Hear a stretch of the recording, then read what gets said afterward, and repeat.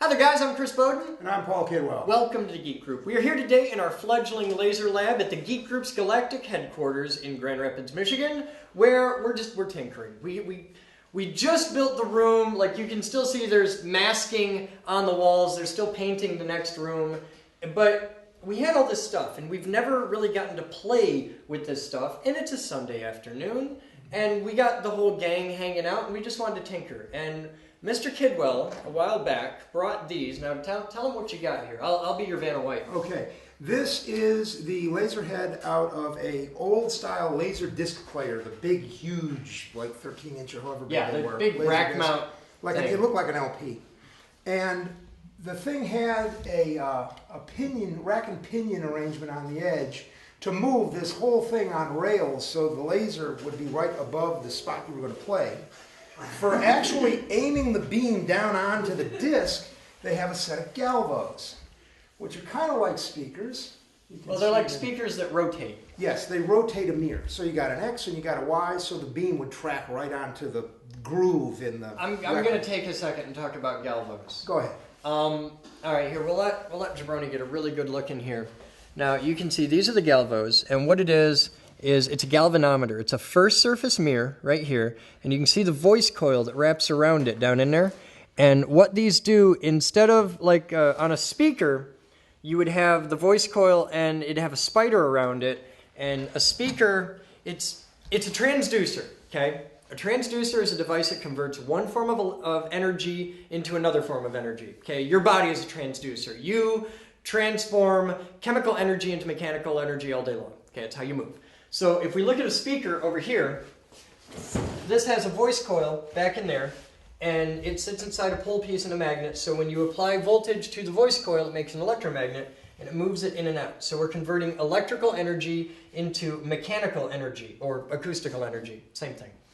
Over here, what we're doing is we're still converting electrical energy into mechanical energy, but instead of moving it in and out, we're rocking it back and forth like this. And because we're using a voice coil system, we can do it very, very accurately and repeatedly. If we put 1 volt in there positive, it'll always move to the left and exactly the same amount every time, over and over and over again.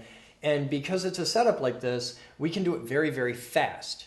And we can do it so fast that we can create what's called persistence of vision, so that you can see a line instead of just a moving dot. You actually see a line, and we can move it back and forth and make a steady line. And it appears to be a constant steady line, even though what's actually happening is we're scanning this laser beam back and forth really, really fast. So that's what a galvo does. All right.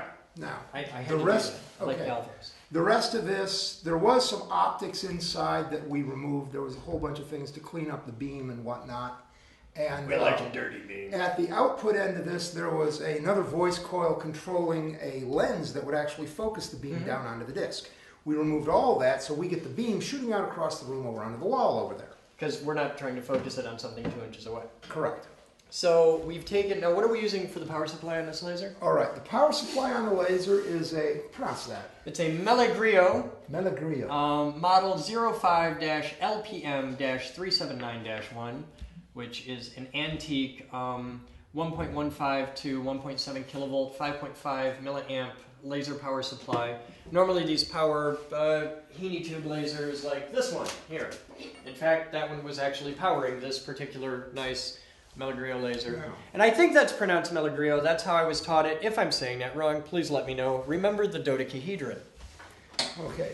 Which I will never live down. This here, that's the standard connector you use. Yeah, this is standard small laser tube power. So I had some of those cables like this pink one over here, and we just wired it up to the wires that were, they had a connector on there, we cut it off. This one, the tube died on us. I actually bought 2. I don't even remember the surplus place I picked these up. I wish you did. That's all right. We got lots of those. That's fine. Whose kid is this? I'd like everybody to meet. Hi. How you doing? You know what? You are so famous now. This is Patrick, who is awesome, and I would just like to take a minute and introduce the entire internet to Patrick. That there is the entire internet. Wow. And they're all looking at you right now. This is Patrick.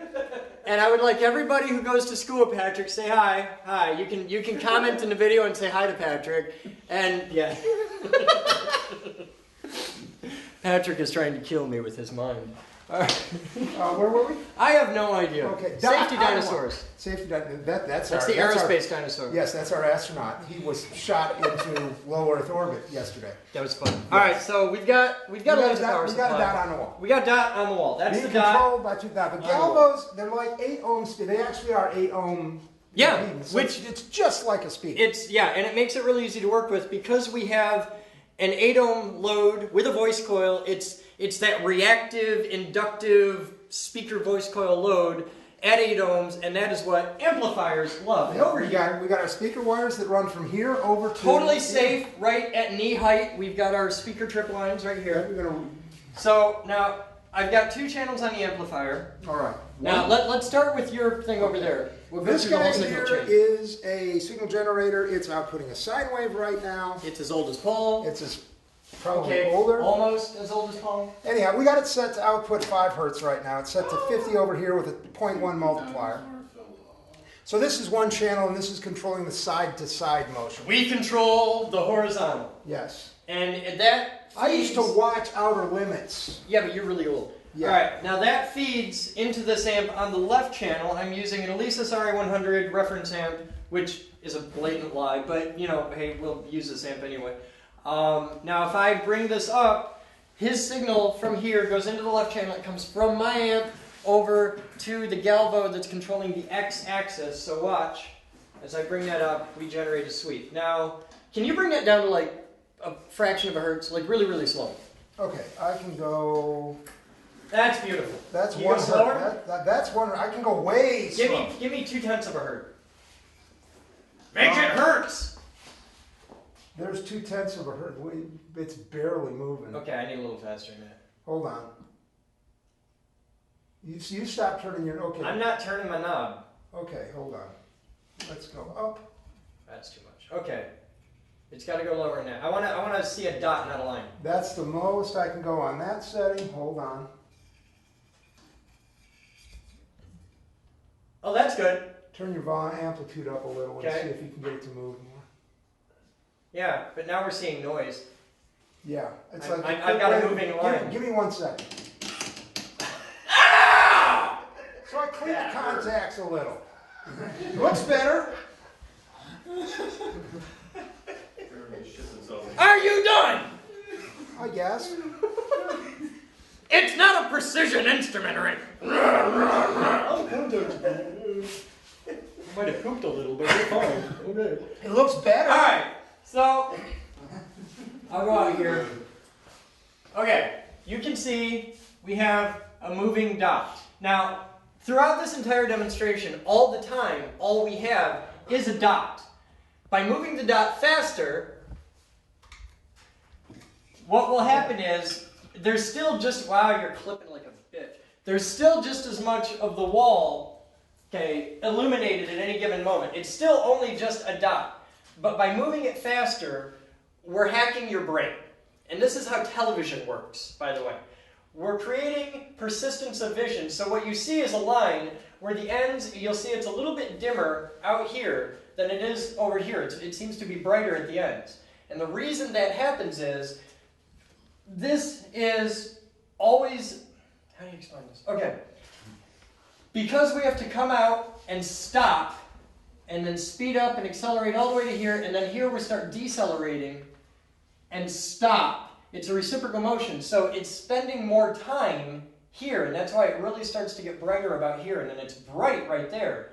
And this, what you're seeing here, is exactly the same problem we have when using the paint sprayer. It's why when you're using a paint sprayer, you let go and keep moving, and then stop, and then squeeze again, because if you just hold a paint sprayer down and you do this, you'll get runs at each end. So it's the paint sprayer problem. I'm sure I'm probably the first person ever to call it that, but yeah, that's what I'm calling it, the paint sprayer problem. But that's why it appears brighter at the end.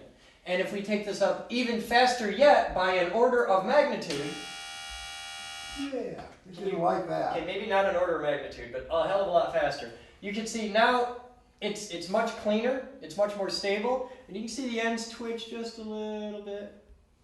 Okay, but we're pretty accurate. And given that all we're doing is throwing volts at a coil at a laser beam, that's pretty awesome, man. That's cool. That's science. Now, that's our X. Okay, this is our X-axis. So we've got that, and this is our time base. We can control the time base, and it's very similar to an oscilloscope. We can say we want that to move so many times a second, and it does. So if we take that, and on top of it, we add another signal on the Y-axis, we can do this. So we're going to add music in,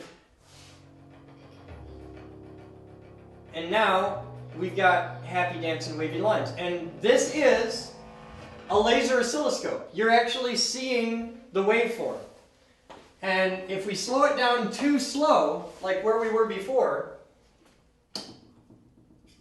this will still move up and down, provided the music's playing. There we go. Okay, so we'll put some muse in there. That's really, oh, because it's only in the one channel. Give it a second.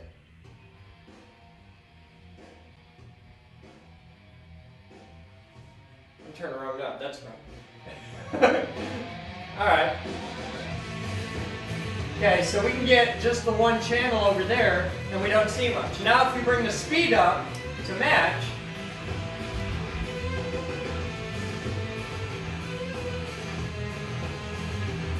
and we're rocking out. So, that's cool. Alright. Now I'm going to bring that down before somebody sues us. But you can see we've got the waveform here, and we can bring this up. There's a sweet spot to it. If you go too fast, you just get swoopy lines. If you go too slow, you just get jagged line that moves. So it's finding that balance. But that's it. Laser oscilloscope, and it was built by all these people here.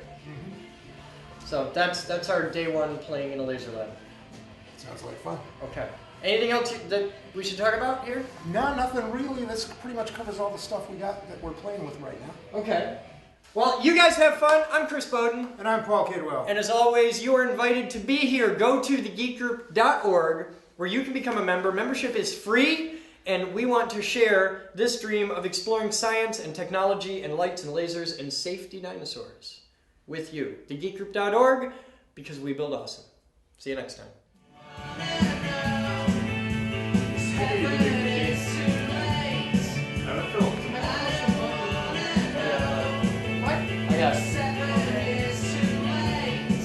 This video was made possible by a grant from the Future Girl Foundation.